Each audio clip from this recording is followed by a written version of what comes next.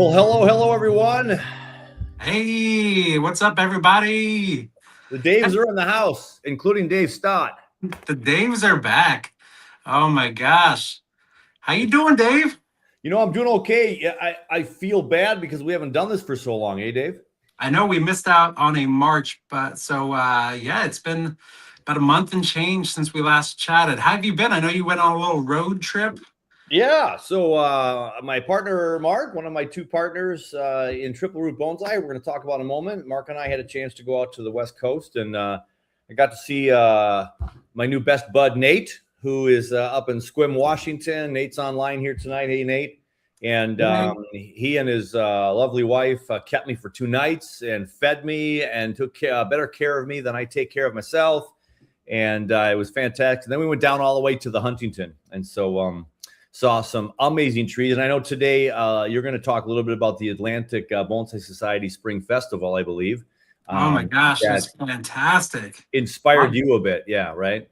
It did, yeah. So I went to MABS, I think it's MABS, they pronounce it, last weekend, not this past weekend, but the weekend before last. And oh my gosh, we had watched demonstrations from Jonas Dupree was there. Let's see, it was Kaya Mooney, Peter Warren. Oh my gosh, all day there was all these demonstrations. I felt like it was a master classes of bonsai artists there. Fantastic stuff. It is unbelievable to be in the presence of these trees. And early on in my bonsai journey, I was like, I don't know if I'm going to go to some of these shows, these expos, these big things. And now I've been on the East Coast, West Coast, and the Nationals, and I can't wait to go to Pacific Coast in what is it, February now of 2027. It's just really cool to be around the people who just live, eat, and breathe this stuff. And it's such a niche community. So even the big wigs will, if you know them at all, they'll talk to you. So, and don't be afraid to say hi. And now that some of them know me by name and I can go up to them and they kind of remember me, it's just cool. And they're willing to talk to you. And you just see some of the best trees on the planet, man. It's just so cool. Oh my gosh. It was fantastic to be with. It was my first like legit bonsai show that I've been to. And yeah, I feel like I could have been in the exhibit room all day. Even if I just went for that, it would have been fantastic. So yeah, great time. I did a little highlight video of it recently. I think I posted it this morning. So lots of great stuff there. It was awesome. Awesome. I can't wait to watch that. Yeah, so it's been a long time. And, when you are away for a long time, look, 4-day getaway with my wife, Succulent Bonsai, didn't miss a beat. Nice. Didn't miss Dave, but probably didn't miss a beat. One of the reasons why we love PAs is we could leave and go for a long, long time.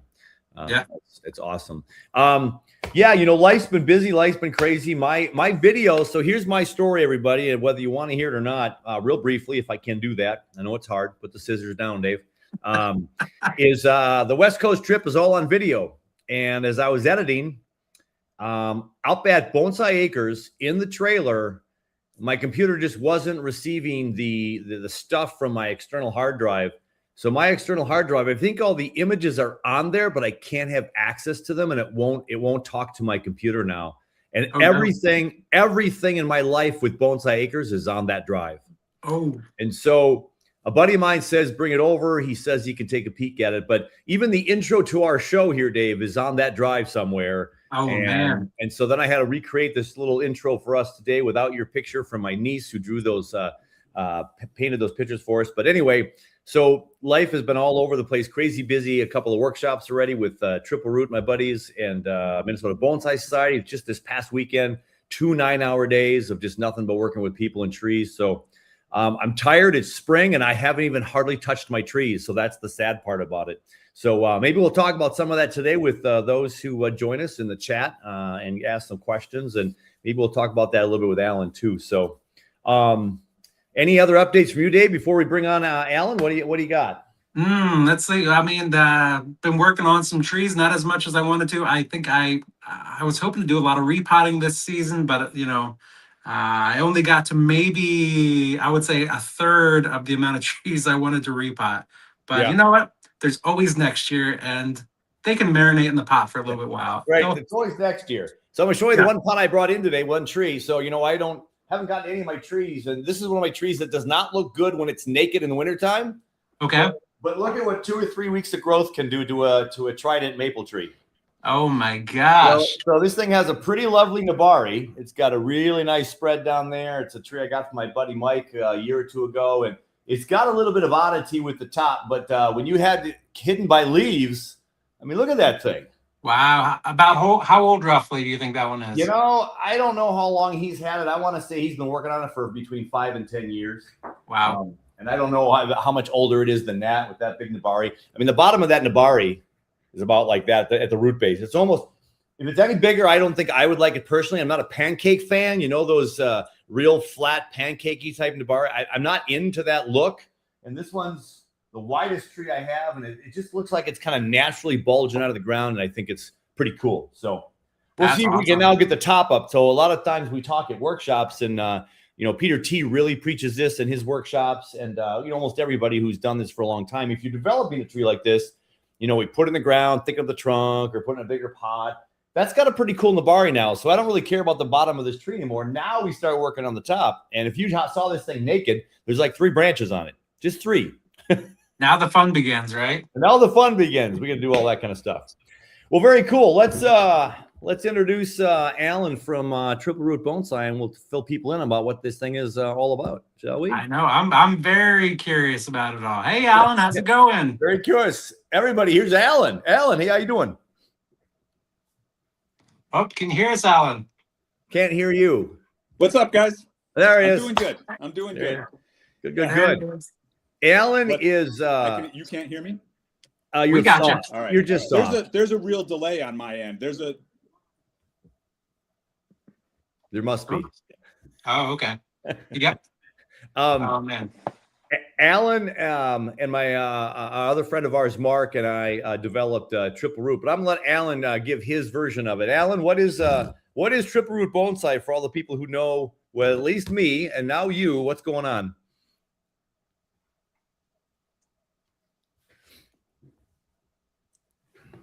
Yeah, so thanks for having me, you guys. Really happy to be here. So Triple Root Bonsai. So I started, you know what? I'm getting a lot of feedback, you guys. I apologize. My audio is terrible here. So Triple Root Bonsai is a company that Dave and Mark and I started together. Probably about 6 months ago, we got together and really started to talk about this. So I've been doing bonsai for about 3 years. Joined the Minnesota Bonsai Society, and Dave was my first teacher. He just dropped. Did he drop off? I think maybe he's going to check in the chat or something. He's probably still in the background. Gotcha. Yeah. All right. So so I joined about 3 years ago to the Minnesota Bonsai Society. Dave was my first teacher. I did my first ficus with Dave, which I've still got. I kept it alive so far for 3 years. But I got hooked, and we just started working a lot together. I started volunteering at workshops. We spent a lot of time, got to be good friends. We have a third partner named Mark who couldn't be here tonight, but really just want to, there is no private company in Minnesota that deals with bonsai, that deals in bonsai. So we decided to fill that gap. There's the Minnesota Bonsai Society, and then there's just a lot of online resources, right? But there's nothing here in Minnesota that has a storefront, which we're going to work on. There's nobody here that's really, dedicated making product around bonsai. There's nobody selling bonsai specifically. So we just want to continue to teach workshops. We have some good corporate partners with some of our local nurseries where we've been teaching workshops, and they're very popular. They fill up quite quickly.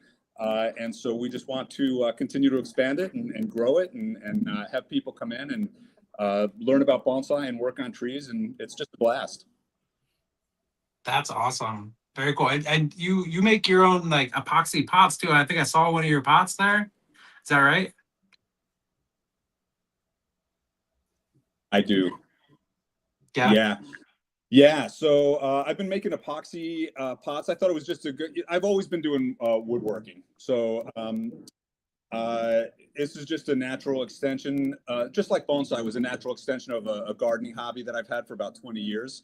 My wife and I have a huge perennial garden, and woodworking has been a hobby for many, many years. I've built and sold custom humidors, some furniture and things like that. And I got really into watching epoxy videos, people that turn wood and turning epoxy, and I thought it was really cool. And I thought there was a good opportunity to make bonsai pots and kind of just marry everything all together. So I started making some bonsai pots out of epoxy and natural woods, and the same thing with turntables. So, and they're beautiful. I mean, it's my opinion. It's my stuff. I think they're pretty cool. But the turntables would be great on your dining room table, as well as with a bonsai on it and spinning it around while you're working on it. Yeah, it's pretty cool. That's awesome. Very cool. And I have to jump in here, Dave, and just let Alan know. So we were just at a workshop this past weekend. I have all his product in my car. So I can't even show you on camera right now because it's in my car. What a horrible preparer I was. But his epoxy things are absolutely stunning. And I'm trying to think if I have anything in here I can show. But yeah, it's really, really cool. And I think going back to what Alan, you were saying there, yeah, we're really trying to fill a gap that's probably been in a lot of towns throughout the country. There's really no place to go unless we go all the way towards Chicago, which is not a horrible drive. But Minnesota, Wisconsin, Iowa, North and South Dakota, the 5-state region we're in, there's just really no place to go to do this. And so you can go collect in South Dakota, you can go and do things in Minnesota. And yeah, there's some great collections in some parts of Milwaukee or the Wisconsin area, but there's just not a lot of shops and places where we really just focus on one thing, and that's bonsai. So that's what we're kind of trying to do.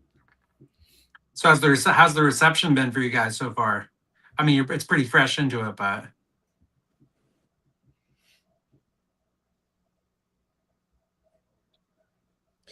I would say, Dave, I'll jump in there. I would say it's been really positive.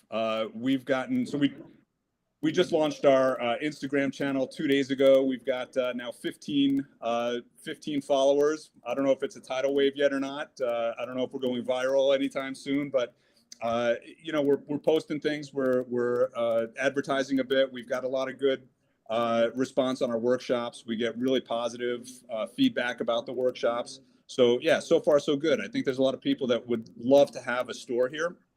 There's a lot of people that are really curious about bonsai.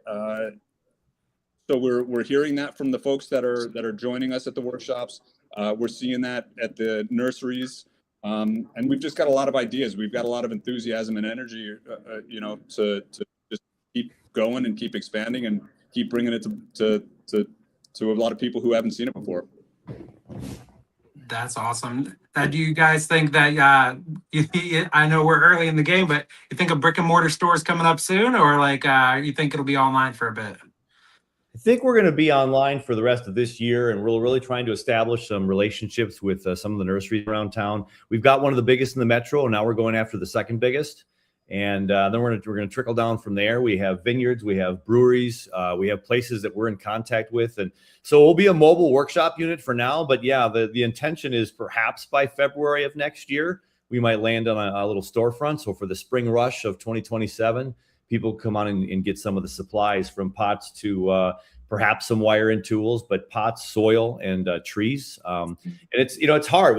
Keeping trees alive anywhere is hard, and having a big enough supply where people can come and have some to pick and choose is going to be a challenge. But yeah, we're pumped about it. If we can get enough traction here between now and next year, and we figure out some kind of storefront, I think Alan would also agree that that's something we'd like to do, and probably would be a pretty special place to go visit for people, because it'd be the only thing around.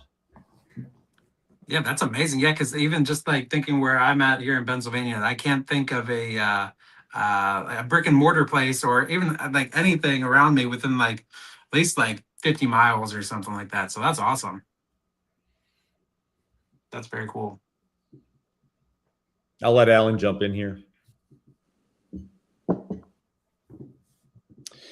Yeah, agreed. Yeah, agreed. Totally agree. I think there's a great opportunity to just have people into the store, right? I think it'll drive a lot of curiosity, especially if there's some place with some foot traffic. But it would be a destination kind of place where, people could come in and do a workshop. People could come in and see the trees and see the products and the tools and turntables and we're partnering with a local potter, Sarah Lund, who's makes some beautiful pots. So we'd like to have some of her things on display and for sale in the store. So I think it'll be a combination of kind of there'll be a retail component to it, but I think it'll be a lot for workshops and things of that nature, you know? That's cool. So what's coming up in the near future for you guys? I know you got the workshops, but do you have like any theme, what type of themes and stuff are you guys going for?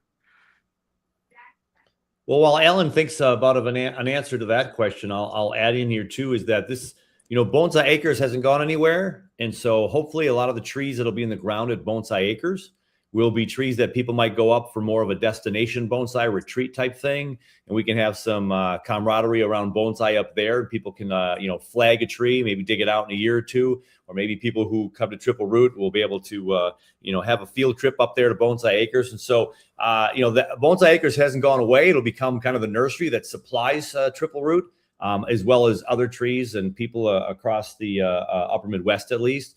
There's a really, really up and coming collector out of the Fargo-Moorhead area who kind of pays attention to the Minnesota Bonsai Society. And he does a lot of collecting. So I might see if he'd like to join the Bonsai YouTube community for a little discussion on upper Midwest collecting. Because, we don't have mountains right here in the upper Midwest, but people go to South Dakota and the Black Hills. But up in northern Minnesota, he's doing some fantastic collecting. And, maybe we'll work out a relationship with him where we can have some pretty cool collected trees, not to mention other trees from great nurseries. So people don't have to have something shipped from a picture. They can walk into a store in the upper Midwest and find something they might like. And anything else you can add, Alan, in regards to just kind of what our themes and activities will be this year yet in 2026?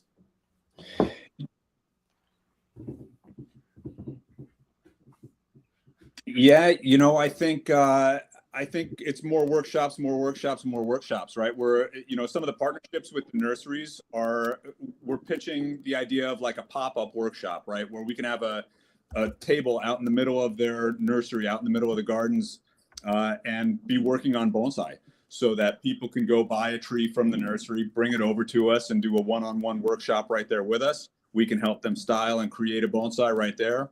The nursery is going to be able to sell, their own pots, their own soil, their own trees, and then we can help them style it. Or the nursery can, provide us with, 5 or 6 of their trees, right, at wholesale for them.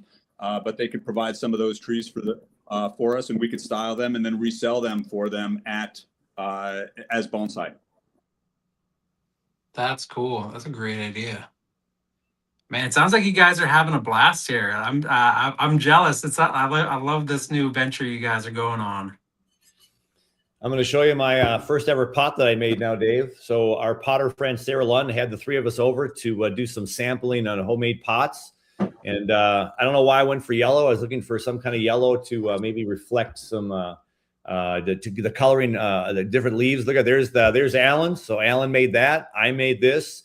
And so we're going to be offering pot workshops with our friend Sarah, and that'll probably have to wait till the storefront. But yeah, we want to have some great experiences where they can make their pot, put a tree in that pot, all from Triple Root, and just really just more exposure to bonsai. One of the things that I've said on my website for many years as Dave's Bonsai Acres is, this is a journey. And I talked about it on my show all the time. And I think people can, whether it's a journey like mine, it doesn't have to be anywhere near that. It's gonna be their own personal journey. But I just want people to know that it's accessible, right? I think anybody can do bonsai at any age.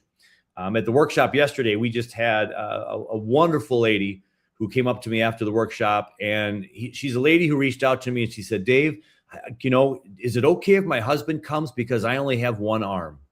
And I'm like, well, of course you can come, and of course he can come, and you're gonna do a bonsai. And she came to me afterwards, and I supported her the best I could, and we supported her and her husband, and we made her do all the work. She was just gung ho, 70-something-year-old woman, just beautiful, vibrant, and young, and just ready to tackle anything. She said at the end of the workshop that we helped fulfill a lifelong dream for her. It was just such an amazing moment. So I don't care if you're 74. It doesn't really matter. You can do bonsai. You can have fun with bonsai and make a piece of art. And you can give it down to your kids and your kids' kids, and it could just be a great legacy for people. But just what a fun thing while we're in the process. That's amazing. That's a great story, man. It really connects you with everybody there too, which is, one thing I know we both share, we love about the community here in Bonsai. So that's amazing. That's very cool.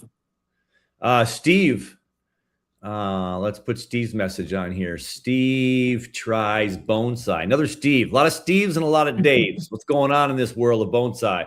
Bonsai consignment shop for trading and selling. Funny you say that, Steve. Yeah. One of the things we've thought about, and Alan can add to this too, when we were coming up with a name, Triple Root Bonsai, if people haven't figured that out, there's 3 dudes, we do bonsai, and there's 3 roots on the tree. Pretty simple, straightforward, little help of AI giving us some ideas. We came up with Triple Root, but one of the things we thought about was having some kind of a bonsai collective, or, when you belong to a co-op. You chip in money, you become a part of this co-op, you get discount on things. But then what I would love to do with this kind of bonsai collective idea, Stephen, is that, we're going to have the possibility of having tree swaps, and like you have open house sales, or the spring sale, a spring cleanup, or the whatever. And people could come to our storefront, and we could just put up a big old garage sale, and have just people come and sell, and just, again, another way for people to get together and have a sense of community around bonsai and trade and swap. And, maybe I've got 5 Chinese elms and I want to just have 1 in my collection. And then people have an avenue to sell those and not just, risk sending them online. That's super smart. I love that idea. That's so cool. That's awesome. Yeah, and I think having people be able to come in and just work on their trees, right? A place where they can come and work on them, a place where there might be tools available, a place to come get advice, things like that. Very cool, man. I love the idea of swapping trees, because I don't know about anybody else, but I love to grow my trees from seed, and I find that I'll have 15 of one certain type, and then I'm like, I don't think I need these. So what a better way to try something new. That's awesome. Yeah, if there's one thing that started me on Bonsai Acres about 5-6 years ago, that's now blossomed into Triple Root, because these 2 guys and buddies of mine thought that, man, you know what, there's a greater need for this, and we can make it bigger and better and stronger. And the one thing I've said from day one with Bonsai Acres, and been in the club now for 10 years, is, what do we not have? We don't have trees. We don't have soil. We don't have pots. We don't even have tools. I mean, yeah, you can go to a nursery store and get a couple of, a run-of-the-mill, $30 pot that's a production pot, and you might get a couple of tools. But the hobby's probably big enough now, we think, to support not just someone, necessarily diving in heavy into bonsai, but we just think it's a great experiential thing to do. And if it's a one-off or a new hobby for life, I think people will really get a charge out of it, really have a good time with it, and have a living piece of art for as long as they can keep it alive. That's awesome. Very, very cool. Yeah, I agree with that too, Dave. And I think there is that opportunity, right? And it is growing. Our workshops sell out fairly quickly, and it's not just through us, but through the nurseries. There's a lot of interest in people taking the workshops and coming to the workshops and learning. And it could be somebody who's, like Dave said earlier, a 70-year-old woman with 1 arm, right? But we're getting people of all ages, young couples, brothers and sisters, families coming in. We had an 80-year-old man at one recently. So it's really wide ranging, and there's opportunity for us to come and bring it to people's backyards, right? You have a little family party, you've got a graduation party, you've got a weekend with the guys, and you want to make some trees, whatever the deal is, right? We can bring it to your backyard and do it with you, or you can come to us and do it with 30 or 40 people in a workshop. That's awesome. Maybe at somebody's next wedding they want to have a workshop. Oh, man. We should have the groomsmen or the family of the bride or whoever. They can all create a tree at a workshop, and those will be the centerpieces on the tables. Hey, that'd be a great memory, actually. Now I'm thinking about it. That'd be great. What a great keepsake to have. That'd be amazing. Right. Give those trees away as parting gifts. I think we're onto something now. Yeah. Oh, that'd be great. Cool. Well, very cool. We're coming up on 5:30, Alan. Anything else that you think folks would need to know about Triple Root before we say adios to you?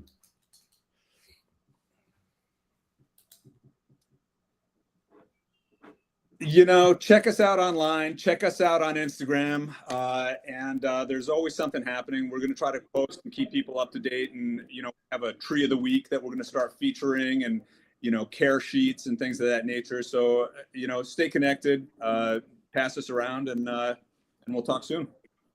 Cool. Well, we appreciate you coming by, Alan. It's been fun chatting with you and learning all about it. So I wish you guys the best.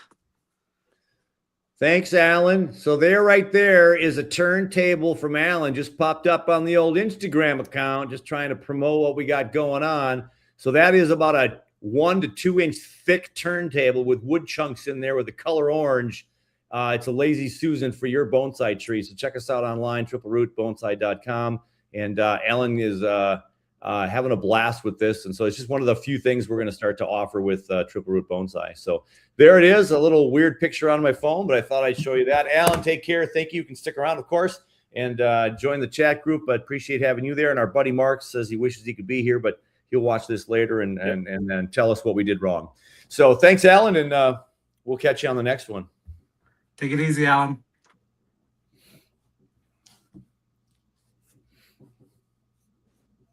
Bye, guys.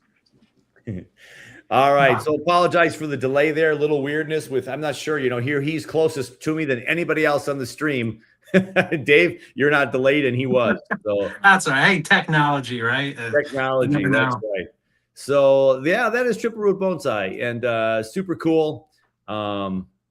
That's awesome. We have had so much fun, and you know, I've even talked to people who, you know, were a little nervous for, you know, another new venture and a venture with friends. And we've said, you know, if this goes south, then we quit it. You know, we're just going to stay friends and work on bonsai. But we were having an absolute blast, and we've got a lot to do up front. It's going to be a busy year until we get kind of established. We got a lot of stuff behind the scenes. We got a long way to go, but we're enjoying it, having a good time. And our buddy Mark retires this year, so he's going to get the brunt of the work this year. And Alan and I will follow suit when we can. And yeah, it's gonna be a lot of fun. So. That's cool. Like, I mean, that, you know, it's one of those things, you take it slow, and just like bonsai, it's the long game, right? Yeah, it is the long game. This came up. We haven't talked about this on the air with the Bonsai YouTube community. You know, Dave and I took on this. Let's try to get together at least once a month and share and reach out to people and have a chance for people to talk bonsai. Not like we have enough channels to do this every day. Someone asked me, it might have even been Alan. Alan was checking to see if I've been paying attention to the WhatsApp. So people are on WhatsApp in the BYC. You know, those streams can get so long, so fast, and I'm 72 views behind. And so I had to turn notifications off. There's so many good people out there talking bonsai. It's so cool. So the expo, I think, could be another pretty successful event. I just don't know if it's going to happen in 2027. Wally said maybe a shortened version, but I don't know. Stay tuned, Dave. I know I've teased you about this a little bit, or asked you, and I've asked the good old buddy Nate there in Squim. I don't know if 2027 will be the year, or do we wait till 2028? I'm teasing out people now about 2028 in Bonsai Acres and what could happen up there. I'm hoping some people would leave their comfort in their home and find someone to take care of their trees for a weekend and come spend it at Bonsai Acres. Whether that could be tied into the expo, I certainly would love a lot of help this year. I had a lot of help last year, but I think for me to do it again, I would want a whole bunch of people doing certain aspects of the show. But Dave, what do you think? You think we could muster up another expo in the next year or two? I think it could be possible. I mean, I'm definitely willing to help you out on it next time. Whenever we do it next, because I know that was quite the feat for you last year. What was it? 9 hours altogether? 9 hours and 16 minutes. Oh my gosh. But who's counting, right? Who's counting? Only like Nigel Saunders stayed for the entire time. I mean, it was pretty fantastic. So Hey, well, I mean, if you whenever you do it next, I know it was a big undertaking, but if you need help, I'm here for you. yeah, So I think it's in the future. And as people maybe know about this YouTube community that I've been a part of now, and this with you, Dave, and the expo that I did, my original idea was to get together in the middle of the country. And I was going to say, why not Minnesota? It's kind of central. It's north central, but it's central. And so that's kind of where Bonsai Acres also comes into play. And if I can get an expo going where we can get a lot of people there live, one of the things I really wanted to have at the expo last time that I was really saying, if I do this again, I want it this year or the next time, is I want someone to be working on a tree during the expo. So they can just listen to the back and forth, and they can maybe even chime in once in a while. But I'd love to have a camera on with a good signal on someone just working on a tree, and we would keep checking in on the tree and see how well it goes. And hopefully we could maybe give away that tree as one of the giveaways and ship it, well, at least in this country. And then if someone over the pond wants to do the same thing, we could give away a tree from overseas, and maybe those guys could work on a tree as well. So there's been a couple of ideas thrown out, and I think it'd be a lot of fun. So we'll see what the temperature's like with all us folks, and we'll make something happen. Yeah. I'm like I said, and if you decide to do it, let me know. I'm down to help. So, Dave, when we talked about doing the show tonight, we talked about a couple of possible chit-chat items. And so people chime in if you would and ask away and give us some comments, and we'll share these with each other. And one of them we talked about, the trees are going outside now across the country. Maybe the Bald Yeti is a little bit slower than the rest of us, but trees are out. Trees are starting to grow. So how are people dealing with bringing their trees out this year? You brought up the question of fertilizing, and then, of course, we'll talk about the Atlantic Bonsai Society's festival. But let's start with bringing trees out. Like, where's everybody at with trees out? What are the kinks you've come into? What are the things that you're concerned about, if you are? What are any things you've discovered this year?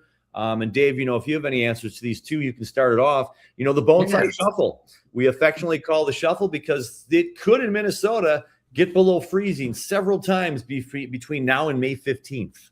Yeah, I've been, we've had a couple false springs here so far in Pennsylvania. I was doing the Bonsai Shuffle as, expected for the, in late March. And then, man, I'm even looking at my weather now, and I'm thinking, like, it's beautiful outside right now. It's 65 and my low is at 41 Fahrenheit tonight. But I'm looking ahead. I'm still going to have to take my trees into my garage this coming Saturday. So it's not quite here yet. So I saw some of your shuffle you shared on your channel. You going in and out. Your Ring camera caught it or something. That was that's right. On the WhatsApp. Yeah. My Ring cam. Yeah. My Ring cam caught me bringing all my trees in. So yeah. But if we didn't know any better, it looked like it was a thief. You got your hoodie up there. It's like, who's stealing all of Dave's trees? Hey, it's cold out, man. But yeah, it's the trees are all awake. Which, I mean, if they were staying dormant, like I don't know, what's your cutoff? I guess it depends on the trees too. It depends upon the tree. Like, I've had everything outside of my porch here now for 2 weeks, with a couple of nights that I brought them in, and like the cold for tomorrow morning, 40, like you. Wednesday morning 36, Thursday morning 34, and 36, 35, and then it's 40s from there on out. That's not to say I couldn't go below freezing or get into 30s again, but so I don't know what people do with their tropicals. Do they hit 40? I know Nigel brings them out pretty quick compared to some. I think some of them can handle 40, some of them wait till 50, and there's a couple of tropicals out there that we've used for workshop in the past with MBS that, boy, if you go below 60, that tree is going to be stressed. So I'm not sure what you got, Dave, and what you're working with, but I've got trees outside now, and they'll probably stay outside unless there's really fresh buds and it gets close to freezing. Yeah, I think this year I really pushed my limits on what I was experiencing, having my tropicals experience with. I kept over winter, I kept my garage at no lower than like 33, 34 degrees. And I was like, let me see if I can test some of my Ficus benjamina. And I don't think I should have, because I had 4 of them and they're all dead. Oh, I'm sorry. I shouldn't laugh, Dave. It's okay. But the good thing is, I have cuttings from them, so the babies are still around. But I have a tiger bark ficus that was out there as well, and it thrived. It was growing like crazy out there, Yeah. right next to it. But yeah, I had a decent amount of tropicals perish this year, but it's okay. It's just part of the process. But yeah, I have been doing the shuffle, and as of right now, if it gets below 38 degrees, 39 degrees, maybe, I bring everything back in. And I've also tried frost blankets, throwing frost blankets over the Sure. stuff because after if you have a decent amount of trees, I think at the moment I have about 100 pre-bonsai at the moment. It's not the most easy thing to bring them in and out every night. So Yeah. frost blankets have been. What's How that? about Wally there? His problem, 231 trees. Yeah. Oh, geez. Well, he's got a greenhouse there too, right? Well, I guess you have the ones outside. So that's a lot. And then Nate just brought all his trees out for good. But of course, he's a little bit more temperate climate out there in the Washington area.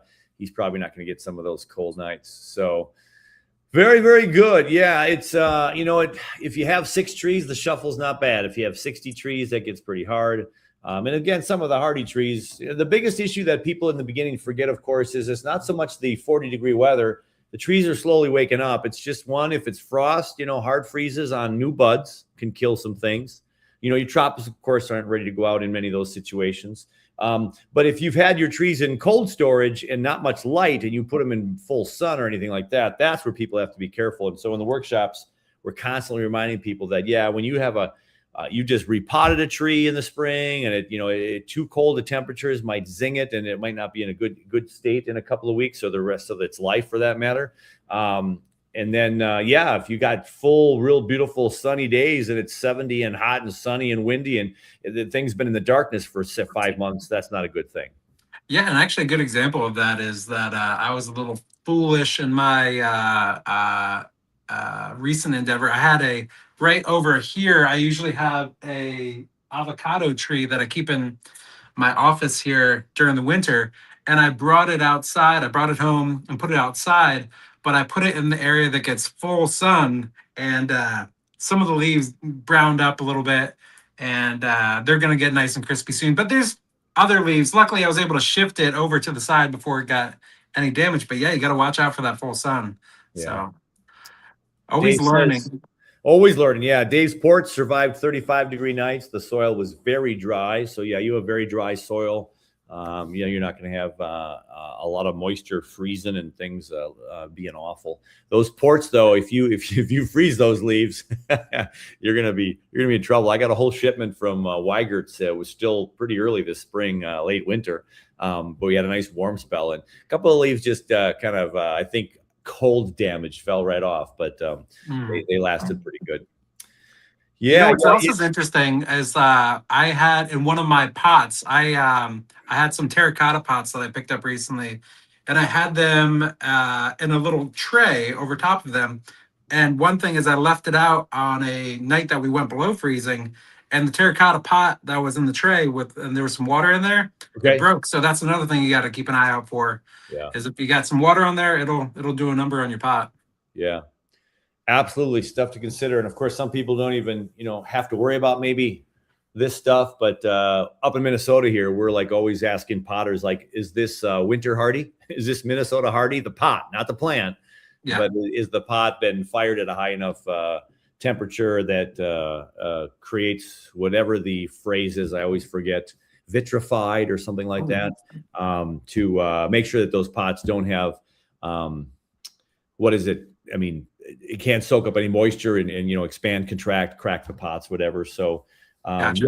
You got to have a good pot for northern Minnesota and Minnesota in general. I know my buddy Dave Severson up there in Duluth, he's got to have pots that don't break and don't crack in the winter if you're going to keep them outside. Let's shift gears a little bit, Dave. You also thought we could talk a little bit about fertilizer. What's the buzz on fertilizer? Well, I usually I use the 20-20-20 fertilizer. I think mine is one of the, I think it's Miracle Grow that I use.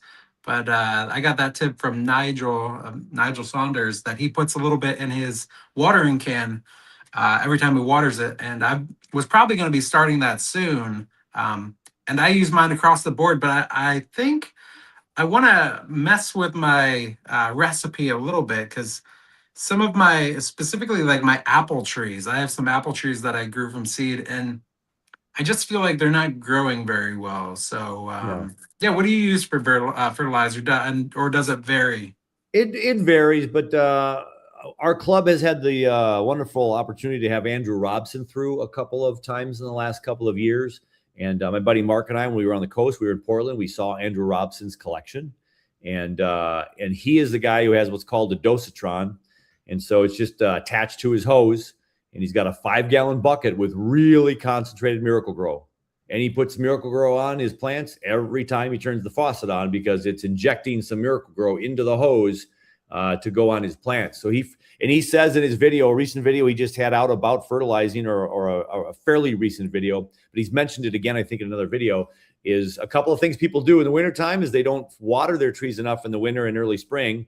But in the winter, in cold frames and those kind of things, or outside, if it's not frozen, people don't water their trees regularly enough to keep them from drying up. And then fertilizer, we don't fertilize enough. He really hits that home that most people, he says, do not fertilize a lot.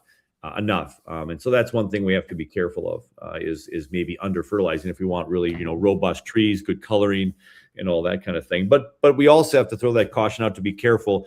I know too much fertilizer, and if it's chemical fertilizer, and sometimes the fertilizer, if you have too much, it will. A member of MBS was talking at our workshop this weekend, talking yesterday about how, some of the salts, or if you have some of the chemicals in those fertilizers, really, if you have too much, it inhibits the tree's ability to take up the fertilizer. So That's interesting. So you have to be careful if it's heavy in that area. And so, yeah, just something to be careful with fertilizing. And whether it's pellets or seaweed or any kind of liquid or whatever, again, we tend to under fertilize, but read the packages carefully. And if you stay on it, you probably do some wonderful things. One of the things I mentioned too yesterday at the workshop I had this fertilizer one time that just turned to mush right away because it just disintegrated so fast. And it was kind of this mushy mold and it really started to look like a white mold developing on it because it just stayed wet like moss. And it it just didn't seem right. It's like, why is my fertilizer looking like that? And I thought that would create some, yucky stuff too on my trees. So, I've noticed that. I think one thing that I was using that you actually gave me that I won at the Bonsai Expo last year. What is her name? What's her name? Oh my gosh, there's a blast from almost a year ago now. Yeah, she did the homemade fertilizer stuff. Yeah, I've been using that, and I noticed that over top of that, I got like a little white film on it as well. And I don't know if it just you should only use it for a couple of weeks, take it off, or what the situation is. I'll try to get her email and ask her some of those questions, because that might have been one of the ones I used too. I don't know, because I did try some of that, but I don't remember if hers did that or not. But I know there was a lot going on inside the recipe of those cakes. It's going to bother me what her name is. Our apologies if you're watching. Yeah, I don't know that she is, but I'll reach out to her and ask her about that if there's something to be worried about or not. What's that? Wally says, I use a watering can with rainwater and Miracle-Gro every Monday. The rest of the week, I use my garden hose city water and Osmocote on my ports per Gilbert Santu. Gilbert Santu. Check out Little Jade Bonsai for Gilbert Santo. All he does is jades. So Gilbert is a great guy. I had a chance to interview him. He's on my Dave's Bonsai channel somewhere in the archives. Go check out Gilbert Cantu. Super nice guy. And after killing a lot of trees, he went to Ports and stayed with them. I haven't seen him post in a while, right? Yeah, I know. I think he has some family issues. I think his mom had some ill health, and I just think he was going through some stuff, and he just kind of slowed down on the posting and stuff. So yeah, certainly lessened up. So Dave, give us a little heads up on this whole Atlantic Bonsai Society Spring Festival. Like I said earlier in the show here tonight, I never knew how much I'd go to those things, but boy, just going and getting together with other people who love bonsai, and we're a lot of hobbyists, and we're all wannabe bonsai people, with our sticks and pots, going to these shows, going, wow. But they are pretty inspiring, Dave. What can you share from the show? Oh man, I was during the demonstrations with Jonas Depew, yeah, that's how I think that's how you pronounce it. I was just like listening. He was asking questions to the audience, and there was a couple times where I was debating asking him a question, but I was just soaking up the knowledge as much as I could. And on my phone here, I have a plethora of notes that I took from him. Yeah, it's just it's one thing to see a bonsai that is, you know, well in development in the book or on, you know, a video or something, but to be up close to it is quite something. And for me, like I said earlier, that was the first bonsai show that I went to, so it was a very cool experience. But yes, and even so far as going to like the vendor room and just seeing everything bonsai, because like I go to a nursery here in Pennsylvania and there's, you know, you can't find anything bonsai related, but there it was like a mecca. It was like everything that you could possibly think of. Yeah, just a great experience. And as soon as I wrapped up, I was like, I can't wait for next year. So it makes me want to find some more shows in my area. I think there's some in Jersey coming up in sometime, I think in the near future. But yeah, amazing experience. So it is a cool. So far, they've been cool events for me. I didn't really take any classes when I was at Nationals last time. Yeah, you need to be either you pay a lot or you pay less if you're a member of the American Bonsai Society. So that's what they do out the Nationals. And I'm looking forward to going out to the Pacific Coast Bonsai Expo in February of 27. I'm hoping Alan and Mark and I can make a presence there and bump into some of you all and talk bonsai and see some pretty cool stuff. And now that Jonas has been through MBS a couple of times and Andrew Robson a couple of times, the only other member of that triple bonsai crew there that I've not officially met yet is Eric Schrader. And I've gotten some trees from Eric just through his nursery and stuff. But yeah, they do good stuff there. And it's I can't wait to go see that show. And, you know, I know you touched on a little bit, but how was your experience when you went out west recently to the gardens? I forget. I can never pronounce the name. The Eladen Gardens? Landon Gardens? Landon Gardens. How was that?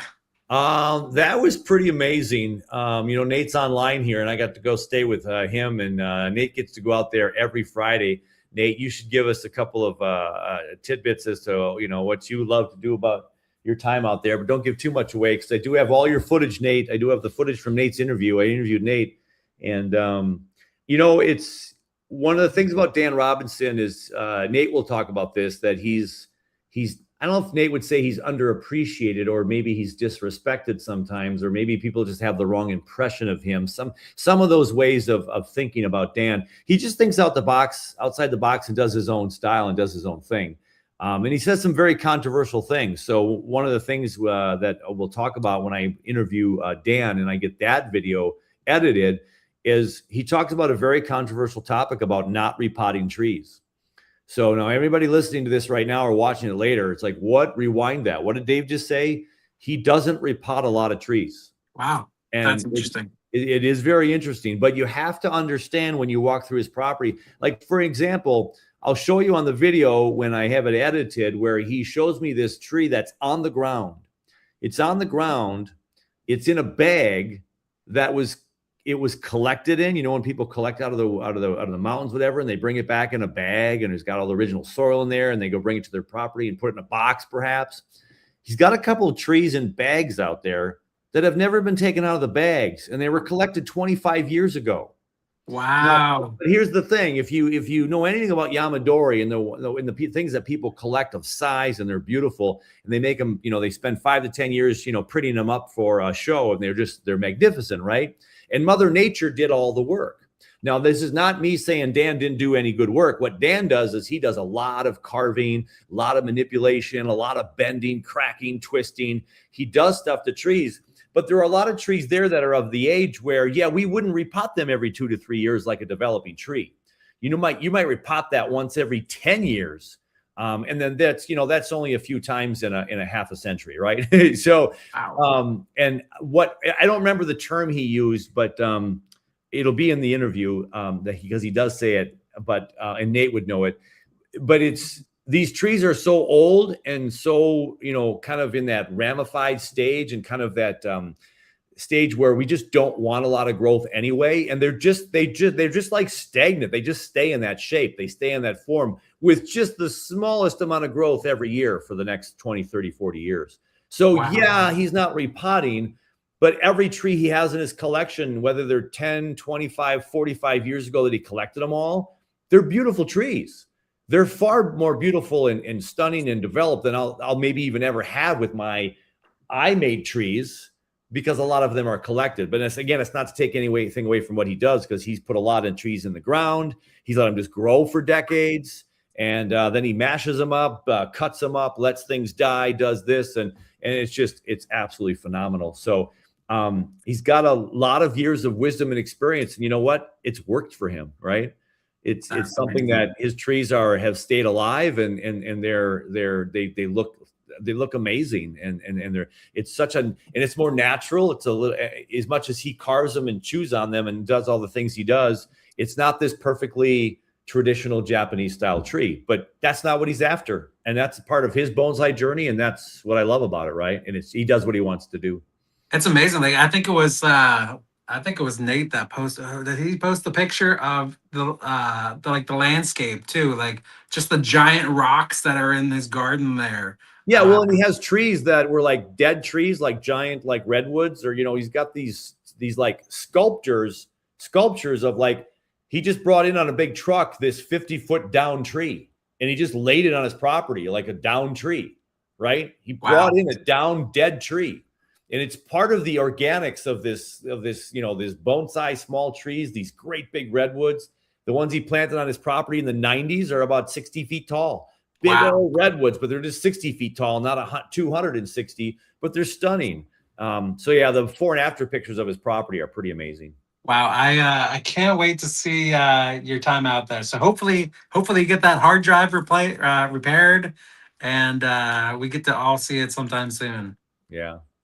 Hopefully I'll get that I mean, I have the footage on my original camera drive, and I have a brand new drive for some editing purposes. So when I get through this busy season, hopefully I'll be tackling some of this editing soon, and we'll be able to see some pretty cool trees at Dan's, at Nate's, and then at the Huntington.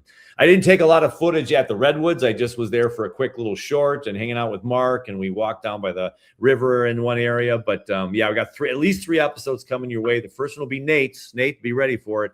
I was this close to, when I was at Bonsai Acres, I was adding like the title and one other thing to his, and when it crashed.